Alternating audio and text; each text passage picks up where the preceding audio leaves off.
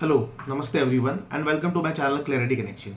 आज का वीडियो बहुत ही इंटरेस्टिंग होने वाला है और इस वीडियो का टाइटल है CJI टू CJP। एंड बहुत ही इंटरेस्टिंगली इस वीडियो में इस स्टेटमेंट को इवेलुएट करेंगे आज की डेट में, जब काफ़ी दिन बीत चुके हैं स्टेटमेंट को आए हुए। उसके बाद कई सारी क्लैरिफिकेशंस आ गई, कई सारे रीसेंट और इवेंट्स हो गए स्टेटमेंट के आने के बाद। एंड फिर आज की डेट में इन सब चीज़ों की लाइट में कितनी करेक्ट है ये स्टेटमेंट, या जो ये स्टेटमेंट बोला गया था, यूथ आर लाइक कॉकरोचेज और parasite who is damaging the system. तो आज की डेट में एक्चुअली में वो कौन है जो सिस्टम को डैमेज कर रहा है, वो चीज़ को लास्ट तक देख के समझेंगे। चैनल पे नए हो तो भी इस चैनल को सब्सक्राइब कर लो, वीडियो को अभी लाइक कर दो एंड वीडियो को लास्ट तक देखना। सोशल मीडिया पे, ऑनलाइन, सब जगह ये बोला जा रहा है कि CJP जो बनी, इसको कोई अभिजीत नाम के इंसान ने बनाया। मेरे हिसाब से तो ये गलत है। CJP को बनाया CGI ने, the chief justice of India ने। अगर ये CGI अपनी पोजीशन की थोड़ी इज्जत रख लेते, अपनी रिस्पॉन्सिबिलिटी समझते और थोड़ा सा ध्यान से इवेलुएट करके अपने मुंह से स्टेटमेंट निकालते, तो ना ये कंट्रोवर्शियल स्टेटमेंट निकलती और ना ही ये CJP बनने का प्रोसेस स्टार्ट होता। फिर इस स्टेटमेंट के ऊपर जो आउटरेज हुआ, जो क्रिटिसिज्म आया, जो बवाल मचा, उसी सब के बाद तो CJP बनी, नहीं तो CJP पहले कहाँ थी। तो एक्चुअली में जो CJP को बनाने का जो फाउंडेशन का जो बीज डाला गया, वो डाला गया by CGI, chief justice of India. ठीक है, इन्होंने ये बीज डाला एंड मेरे हिसाब से तो एक्चुअल फाउंडर यही कहलाएंगे। अब ये चाहे बार बार इस चीज़ को जितना भी क्लैरिफाई कर दें और इस चीज़ को जितना भी बोल दें, इन्होंने स्टेटमेंट दी थी, कंट्रोवर्शियल स्टेटमेंट, कि यूथ आर लाइक कॉकरोचेज और parasite which is damaging the system. ठीक है, और इसमें यूथ किस किस टाइप के इन्होंने रेफर करे, इन्होंने रेफर करे अनएम्प्लॉयड यूथ, ऐसे यूथ जो प्रोफेशंस लाइक लॉ में आ गए हैं ड्यू फेक डिग्रीज लेके। ठीक है, अब यहाँ पे मुझे समझ में नहीं आता, ये जो दो प्रॉब्लम्स बताई गई यूथ की, अनएम्प्लॉयड और फेक डिग्री जो लेके आए हैं लॉ, मतलब लॉ के प्रोफेशन में, इन दोनों ही जगहों पे अनएम्प्लॉयमेंट एंड फेक डिग्री में एजुकेशन, हायर एजुकेशन के सिस्टम में होने वाली गड़बड़ें या लैप्सेस, मेजर लैप्सेस, जिसकी वजह से फेक डिग्री पॉसिबल है मिल जाना आज की डेट में, ये दोनों ही चीज़ों के लिए क्या रिस्पॉन्सिबल यूथ है? क्या यूथ ने इन सब चीज़ों को करने का रास्ता निकाला है, या ये सब चीज़ें हो रही हैं due to circumstances, due to situation? Youth unemployed अपनी चॉइस से है क्या, या ड्यू टू सिचुएशन वो अनएम्प्लॉयड है? और अगर वो अनएम्प्लॉयड है भी यूथ, तो एक बात ये समझो, आज की डेट में जितना ये इंस्टेंट डिलीवरी ऐप्स चल रहे हैं, जितना ग्रॉसरी ऐप्स चल रहे हैं, इंस्टेंट हेल्प, जो हाउस हेल्प की ऐप्स चल रही हैं, ठीक है, ये जितनी भी ऐप्स चल रही हैं, अगर इस यूथ को, अनएम्प्लॉयड जो है, ठीक है, कम एजुकेटेड जो है, इसको इन सब से गायब कर दो, तो कौन ये ऐप चलाएगा? कौन ये ऐप चलाएगा? उसके बाद अगर ऐसा हो गया तो फिर आपको एजुकेटेड यूथ, ठीक है, एम्प्लॉयड यूथ ज़्यादा बड़ी दिक्कत लगेगी, फिर आप उनको कॉकरोचेस बोल दोगे, क्योंकि इन सब यूथ के ना होने से जो इन ऐप्स की वैल्यूएशन हिलेंगी, ठीक है, इनके जो प्रॉफिट्स हिलेंगे, उस सब से इकोनॉमी पे जो असर पड़ेगा, फिर उल्टा असर से फिर आप कोई और कंट्रोवर्शियल स्टेटमेंट दे दोगे। सो ये फेक डिग्रीज का मिल जाना और यूथ का अनएम्प्लॉयड रह जाना, ये यूथ की बनाई हुई प्रॉब्लम नहीं है, यूथ अपनी चॉइस से ऐसा नहीं है। उसके बाद क्या है, फिर आप कहते हो कि इस टाइप का यूथ डैमेज कर रहा है सिस्टम को। अब सिस्टम क्या है हमारी कंट्री का? हमारी कंट्री एक डेमोक्रेटिक कंट्री है, ठीक है, ऑन पेपर्स तो डेमोक्रेटिक कंट्री ही है, ठीक है। अब एज पर ये डेमोक्रेटिक सिस्टम जो होता है, इसके 4 पिलर होते हैं। सबसे पहला पिलर होता है लेजिस्लेचर, ठीक है, जहाँ पे लॉ मेकिंग होती है। दूसरा पिलर होता है एग्जीक्यूटिव ब्रांच, जो लॉ पास हुए हैं उनकी इम्प्लीमेंटेशन और उसको एडमिनिस्ट्रेटर करता है कि लॉ ठीक से इम्प्लीमेंट हुआ या नहीं हुआ। फिर आती है जुडिशरी और लास्ट में आता है मीडिया। एक एक करके थोड़ी थोड़ी देर के लिए हर इस पिलर को समझते हैं। लॉ मेकिंग का पहला पिलर, जो लॉ मेकिंग का पहला स्टेप है, लेजिस्लेचर। अब आप खुद बताइए, हमारी कंट्री में जिस टाइप के लॉ पास हो जाते हैं, जिस मैकेनिज्म से लॉ पास हो जाते हैं, जिस टाइप की लोगों की मेजॉरिटी लोगों को एग्री किए बिना ही लॉ पास हो जाते हैं, तो क्या हम इस पिलर में ठीक से काम कर रहे हैं? क्या लॉ मेकिंग हमारी कंट्री में डेमोक्रेटिक वे में हो रही है? और इस टाइप की क्या लॉ मेकिंग सिस्टम को डैमेज करती है कि नहीं करती है। ऐसे ऐसे लॉ पास हो जाते हैं कि अरावली रेंज के 100 मीटर से हाइट के नीचे के पहाड़ को पहाड़ ही नहीं मानेंगे।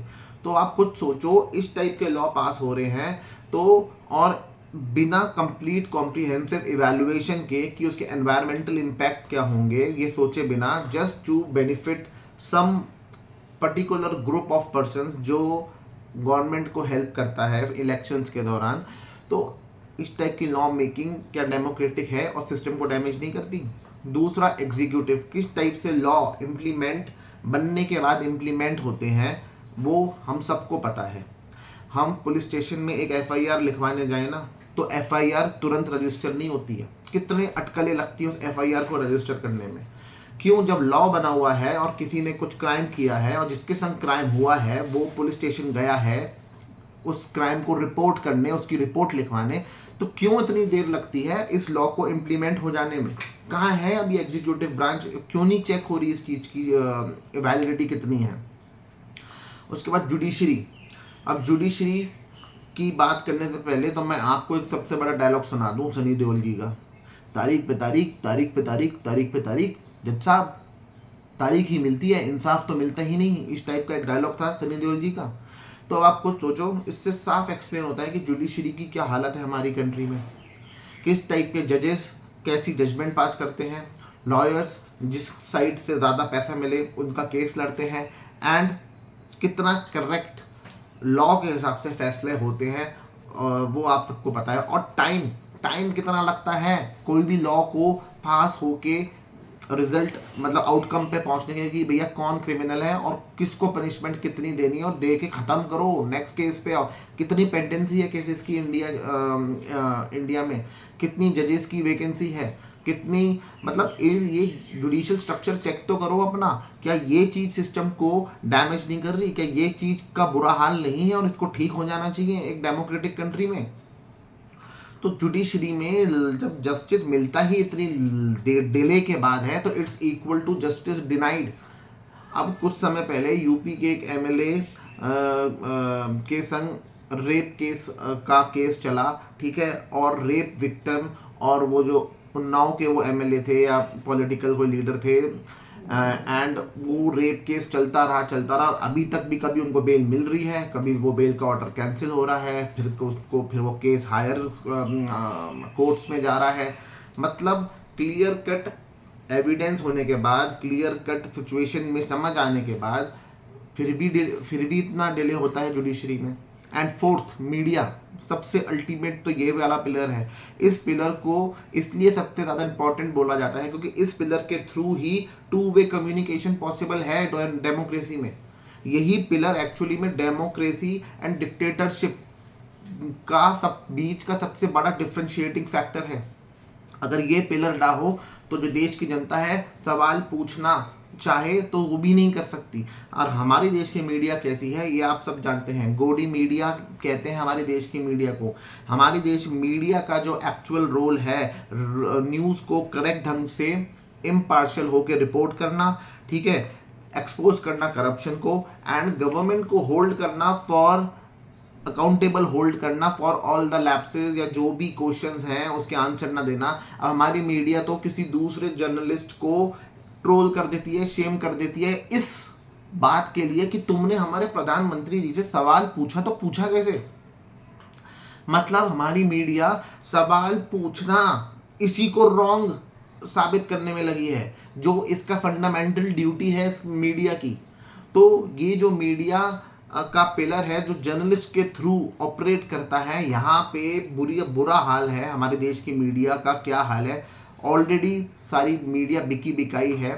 करेक्ट न्यूज़, फेयर न्यूज़ क्या है कोई कुछ नहीं बताएगा, ठीक है। तो ये वो 4 पिलर्स हैं जिस पे डेमोक्रेसी का सिस्टम खड़ा होता है, और इन चारों पिलर्स का क्या हाल है ये मैंने आपको बता दिया।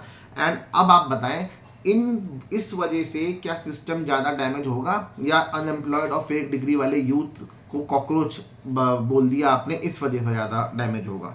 अब कुछ भी आप बोल दो, उसके बाद आप जो सीबीआई साहब है सूर्यकांत जी, अब कुछ भी आप बोल दो, उसके बाद क्लैरिफिकेशन देते रहो कि नहीं ये मिसकोट कर दिया और मेरा मतलब ये नहीं था और वो मतलब नहीं था। भाई ऐसा नहीं चलता। एज पर सुप्रीम कोर्ट भी लिटरल मीनिंग वाला रूल लगाता है। इसका मतलब ये होता है कि literal words take absolute precedence over the underlying intention of the speaker. वो स्पीकर के वो जो जिसने जो बात बोली है उसका इरादा क्या है वो बाद में देखा जाएगा, पहले उस वर्ड्स को सुना जाएगा, मीनिंग निकाले जाएंगे जो वर्ड्स उसके मुंह से निकले।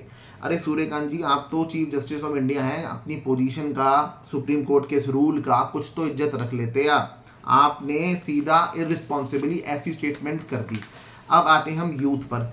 अब यूथ को कॉकरोच बोल दिया गया और कॉकरोच जनता पार्टी बन गई। अब आज का यूथ जो इंडिया का है एक्सट्रीमली स्ट्रेस्ड आउट है, एक्सट्रीमली। सिर्फ आउटसाइड फैक्टर से नहीं, जो बियॉन्ड हिज कंट्रोल है। अपनी फैमिली में भी उस यूथ को कितना वैल्यू मिलती है, कितना उसको शांति मिलती है, सुकून मिलता है, वो हम सबको पता है। फिर एक्सटर्नल फैक्टर्स जो इतने सारे हैं, अनएम्प्लॉयमेंट का, और आज की डेट में जो बहुत बड़ा एक रिसेंट इवेंट से फैक्टर निकल के आ रहा है, एजुकेशन। यूथ जो इतना बड़ा पार्ट एजुकेशन के रास्ते पे चलता है, हायर एजुकेशन करके एम्प्लॉयमेंट की सर्च करता है या कॉम्पिटिटिव एग्जाम देता है गवर्नमेंट जॉब्स के लिए, उसका हाल देखो क्या है। कितने ईयर्स इन्वेस्ट करके वो एग्ज़ाम की प्रिपरेशन करता है और एग्ज़ाम देता है। एग्ज़ाम दे के वो ये मानता है कि अब एग्ज़ाम ख़त्म, अब कुछ दिन मैं चैन से शांति से गुजार लूँ, ठीक है, थोड़ा सा जो मैंने नींद पूरी नहीं करी इतने महीनों से, थोड़ी नींद पूरी कर लूँ, या अपने घर वालों को जो मैंने इतने टाइम से छोड़ रखा है और कोचिंग सेंटर में बैठा हूँ, थोड़ा मैं जाके घर वालों से मिल लूँ, होम टाउन चला जाऊँ। उसका मन में कितना शांति होती है उस टाइम जब वो एग्ज़ाम दे के फ्री होता है, कितने उसके फ्यूचर के प्लान्स होते हैं, वो सारे के सारे डैमेज हो जाते हैं एक न्यूज़ से कि भाई जिस पेपर आपने दिया वो पेपर लीक हो गया और अब ये पेपर कैंसिल माना जाएगा और इसका अब रीटेस्ट होगा। भले ही गवर्नमेंट रीटेस्ट के पैसे ना ले, पर आप ये बताएं ना कि गवर्नमेंट जो उस यूथ का मोराल टूटता है, जो उस यूथ का हौसला टूटता है, सालों की हुई प्रिपरेशन, ठीक है, एग्ज़ाम जो उसने दिया, वापस से उसी एग्ज़ाम को देने का जो माइंडसेट उसको दोबारा बनाने का कष्ट करना पड़ता है, एफर्ट डालना पड़ता है, उस सब के पैसे कौन देगा? उस सब की जो कॉस्ट उसको अपनी बॉडी, अपने सोल, अपने माइंड से चुकानी पड़ती है, उसका भरपाई कौन करेगा? तो यहाँ पे ये हाल है। जो अभी रिसेंटली नीट का पेपर लीक हुआ, कितनी बार नीट का पेपर पहले भी लीक हो चुका है, और सिर्फ नीट का नहीं, कितने और दूसरे कॉम्पिटिटिव एग्जाम है जिसका टाइम पे पेपर लीक होता रहता है। 22 लाख बच्चा बैठता है नीट का पेपर देने, तो इसकी अब क्या अकाउंटेबिलिटी है? अब यूथ आज की डेट में स्ट्रेस ना रहे तो क्या रहे? अब इस नीट के पेपर की वजह से किसी का आगे फ्यूचर करियर की प्लानिंग डिस्टर्ब हो जाए, ठीक है, उसको जो जॉब मिलनी है वो मिलने से रुक जाए, या उसका जहाँ एडमिशन होना है वो एडमिशन होने से कुछ अटकलें पड़ जाए, तो वो यूथ कल को अनएम्प्लॉयमेंट और फेक डिग्री के भरोसे आगे अपना जीवन में आगे ना बढ़े, इसकी क्या गारंटी है? तो ये चीज़ जो एक्चुअली में क्रिएट हुई किसके फॉल्ट्स की वजह? अब ये पेपर कंडक्ट कराना भी क्या यूथ की रिस्पॉन्सिबिलिटी है? वो तो नहीं है ना एटलीस्ट यूथ की रिस्पॉन्सिबिलिटी। तो यहाँ पे इस रिस्पॉन्सिबिलिटी के लिए जो अकाउंटेबल हैं उसको क्यों नहीं अकाउंटेबल आप कर रहे हो, उसको पनिश कर रहे हो और उसको बाउंड कर रहे हो अपनी चेयर छोड़ने के लिए? साथ ही साथ रिसेंटली भी सीबीएसई एग्जाम्स जो हुए, बोर्ड एग्जाम्स, उसमें वेदांत नाम के लड़के ने जो इसका फिजिक्स के पेपर के संग जो इसका इशू हुआ है कि किसी और की स्कैन कॉपी आ गई और फिर उसने उस चीज़ का प्रोटेस्ट करते हुए ट्विटर पे कुछ डाला, तो उसको पाकिस्तानी बोल दिया गया जस्ट बिकॉज उसके ट्विटर अकाउंट में उसकी कंट्री या उसका ओरिजिन में साउथ एशिया लिखा था। अरे साउथ एशिया में सिर्फ पाकिस्तान कंट्री नहीं आती, इंडिया आती है, अफगानिस्तान आती है, बांग्लादेश आती है, कई कंट्रीज आती हैं, तो उसको इस बेसिस पे पाकिस्तानी बोल दिया। मतलब ये डेमोक्रेसी में आज के डेट में अपना क्वेश्चन पूछना, अपने मन का ऑब्जेक्शन को एक्सप्रेस करना, क्या ये भी जुर्म बन गया है, ये क्राइम बन गया है? हम आज की डेट में कहते हैं कॉन्स्टिट्यूशन, जैसे अभी मिनिस्ट्री ऑफ एक्सटर्नल अफेयर्स के सीबी जॉर्ज ने उस नॉर्वे वाली जर्नलिस्ट को प्रेस कॉन्फ्रेंस के दौरान कहा था, इंडिया का कॉन्स्टिट्यूशन गारंटी करता है fundamental right to express your thoughts, your मतलब whatever you want to express, उसके लिए आप फ्री हो, फ्रीडम है आपके पास। तो अब उस बच्चे ने, वेदांत नाम के बच्चे ने जब अपना फ्रीडम यूज करा, एक्सरसाइज करा, तो अब जब उसको आप पाकिस्तानी बोल रहे हो, अब ये फ्रीडम वायलेट नहीं हो रहा? कहां से कॉन्स्टिट्यूशन गारंटी कर रहा है? कौन एनफोर्स, कौन इस चीज को इंश्योर कर रहा है कि इस गारंटी को प्रोटेक्ट रखा जाए? सो एजुकेशन का यह हाल है। जब हम जिस टाइम में सीबीएसई में पेपर हमने जब बोर्ड एग्जाम दिए थे, हमारी वाली जनरेशन ने, तब ये इतनी टेक्निकली इस सब चीज़ें नहीं थी, फिर भी इतने कम एरर्स होते थे, इतनी कम रीटेस्ट होते थे, इतने कम पेपर लीक होते थे। आज की डेट में जब सब कुछ इतना टेक सेवी बनाने की होड़ में हम लगे हैं, जो ये सीबीएसई है, जो एजुकेशन मिनिस्ट्री के अंडर आती है, तो ये सीबीएसई कहती है कि स्कैन कॉपीज टीचर्स चेक करेंगे, और इसको इसलिए करा जा रहा है, ऑन स्क्रीन मार्किंग का जो प्रोजेक्ट है, इसको इसलिए लाया गया ताकि टोटलिंग मिस्टेक कम होए and cost of transportation of marksheet ये रिड्यूस होए, इसका खर्चा बचे।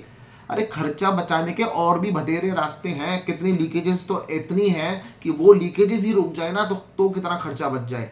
देश के एक पॉलिटिकल लीडर्स की अगर 10 रैलीज कम हो जाए ना, तो बतेरा पैसा बच जाएगा, बतेरा इतना पैसा बच जाएगा।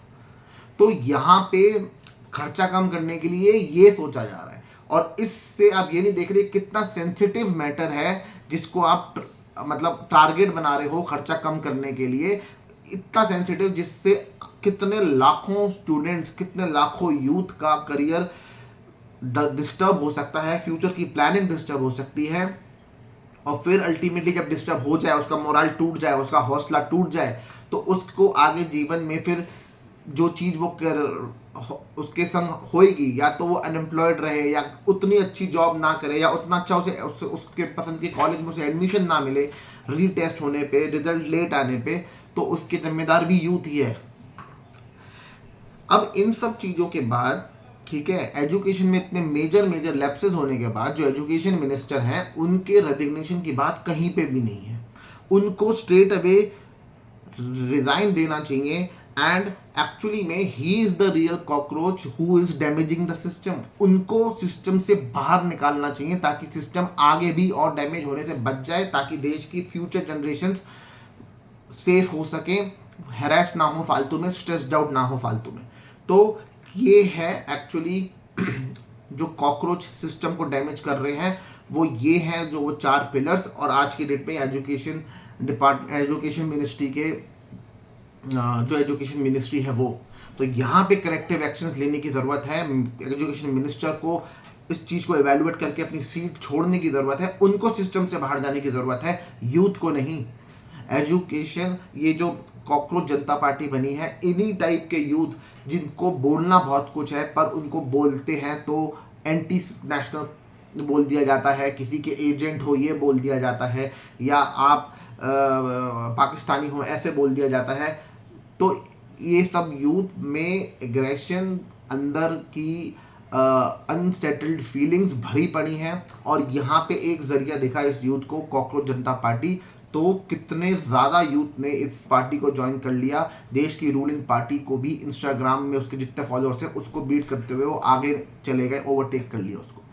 सो इस वीडियो में यूथ और इस CJI के जो सूर्यकांत जी हैं, उनकी स्टेटमेंट का क्या स्टेटस है, क्या एवेल्युएशन है, वो मैंने करा। कैसा लगा आपको ये वीडियो? फीडबैक ज़रूर दीजिएगा कमेंट बॉक्स में, लाइक करिएगा, शेयर करिएगा इस वीडियो को ज़्यादा से ज़्यादा, एंड चैनल को सब्सक्राइब ज़रूर करिएगा। Thank you so much.